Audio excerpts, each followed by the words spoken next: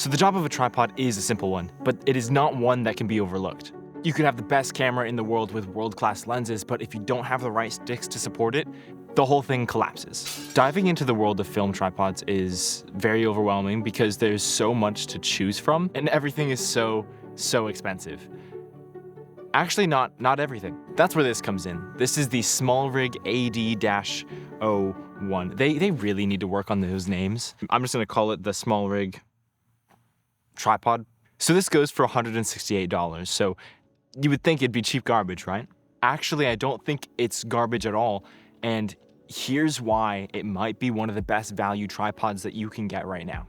So I am a big fan of SmallRig's gear, and I have quite a bit of it. Just a lot of random things like camera cages, cheese plates, rails, different kind of things like that are all SmallRig. I'm a big fan of the stuff that they make. And the tripod that I've had for almost 8 years now is this guy. This is an old photo tripod. It was actually my dad's, so it's kind of special, but it hasn't held up very well. It's definitely gotten the job done, but since I started working on film sets, you get a taste of how good tripods can actually be. So I started looking online, and I kind of got turned off because of the price of a lot of the tripods that you see. You easily go up above 800 bucks to get a nice tripod, and there are definitely some other budget options out there. And literally the same day that I started looking into this, SmallRig contacted me and they offered to send this tripod over. And obviously I'm looking for a new tripod. They want me to make a video about this. I mean, why not? Which for me is super cool. To have a company send me a product from the YouTube channel that I have is you know, kind of a milestone, right?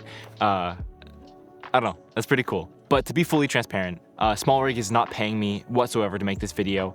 All of these opinions are entirely my own. The agreement was that they send out this tripod in exchange for the video. They do not get to screen it before it goes live, and all of the thoughts and opinions that you see here in this video are my own. And you'll see that I'm not gonna be afraid to tear into this tripod where it fails. It comes in this really nice carrying case that I admittedly don't use a ton, but it is very nice to have, and it's a welcome addition. So you'll see it comes with this carrying case, this Allen key, and some extra components. And the Allen key is very important because, well, we'll get to that later. I got this tripod about 5 months ago, and I really wanted to put it through its paces. You know, when you get something that's brand new, it doesn't show all of its flaws immediately, especially with something that's gonna be taking a lot of, you know, weight and abuse over time. So I really wanted to put it through its paces before I give you guys my honest opinion. And really, I've mostly got only good things to say, mostly. But given the price of the tripod, I feel it's really, really good. So let's start with the fluid head. You're really paying for what you get here. And I mean that in the best way possible. It's still delivering a very, very good fluid head experience. You can get very smooth moves, but there are issues when you really need to have that tension cranked up. It's not gonna be as smooth as something like some more expensive fluid heads. But being able to get smooth camera moves and smooth whip pans and stuff like that is definitely a game changer coming from photography tripod. So yeah, that's a big deal. Oh my goodness, this thing gets tall. If you're looking for a tripod that gets tall, this guy gets really tall. Honestly, taller than I ever need it to personally. And extending the tripod is super easy. These switches they're really nice, they're satisfying to switch, and they work well. And honestly, one of the biggest things for me is the mounting system. It can take the DJI gimbal plates, so that means I can literally pull my camera off of my gimbal with the plate still on there, put it on the tripod instantly. There's no switching any mounts that has to take place. It literally makes it so much more easy. That is definitely a big deal for me. So if you have the Ronin gimbals, this is a wonderful, wonderful feature. So there are 3 main issues that I have with this tripod, and most of them are kind of more minimal, but one of them is kind of a big deal for me. Probably the most practical aspect, if you're worried about a tripod getting low to the ground, this guy doesn't get very low. At its point right now is literally the lowest it gets to, and there's definitely a lot of situations where I really wish I'd be able to go another foot lower. You see a lot of other tripods that are able to get that low, and this one doesn't. But then again, it gets really high, so it is that kind of that trade-off. So to give you some perspective, the tripod at its lowest point is about 33 inches tall, whereas at its highest, is 73 inches tall. And the second issue for me is the locking system for the mount. All it is this little screw that you pull in, and it doesn't instill a ton of confidence.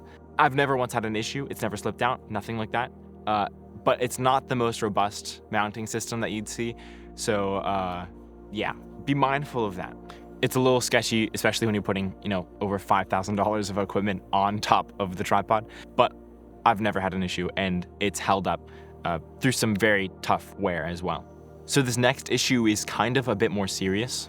The way the tripod came from the factory was really loose. And what I mean by that is all of the hardware on the actual tripod, all these little screws, that keep it together are loose. So, and I've seen a lot of other people have this same issue. So I don't think it's just isolated to just me. I have some friends who have this exact same tripod and they've had this issue as well. So the reason earlier why I said the Allen key was important is because of how loose it comes. At multiple points on the tripod, you see where, the screws are about ready to fall out because they're just not tightened. And the biggest issue is the extending switches here just don't get tight enough. Say if you have a pretty heavy load on your camera, if you have your rig built out and you put your camera on top of the tripod, it could be just one leg that gives and kind of just retracts back up into the tripod, which means the whole thing is just gonna, it could fall over. So that's really sketchy. However, the good thing and the reason I'm still recommending this tripod is that it is fixable. All you just need to do is tighten it with the Allen key that they've provided. So it's not that big of a deal if you remember to tighten it, and make sure you do. And I've only had to tighten mine once. It's been fine, so it's not like they come loose. I would recommend this tripod for lighter loads, like an A7S III. Even a rigged out A7S III is perfectly fine. But when you get up towards, the FX6 or Komodo or something like that, I would invest in a more expensive tripod that would be more robust. Honestly, for the price, I don't think you can beat it. I don't want to spend over $1,000 on a tripod, and so for now, this guy is doing everything that I need. So yeah, that's it. Very, very quick video. Thank you guys so much for watching. I really hope that this was valuable to you guys, and maybe I gave you some insight on to what tripod you could get. But yeah, have fun out there. Make some awesome stuff, and shoot horizontal, because vertical sucks. Yeah, I said it. Small rant here while I have you. You know how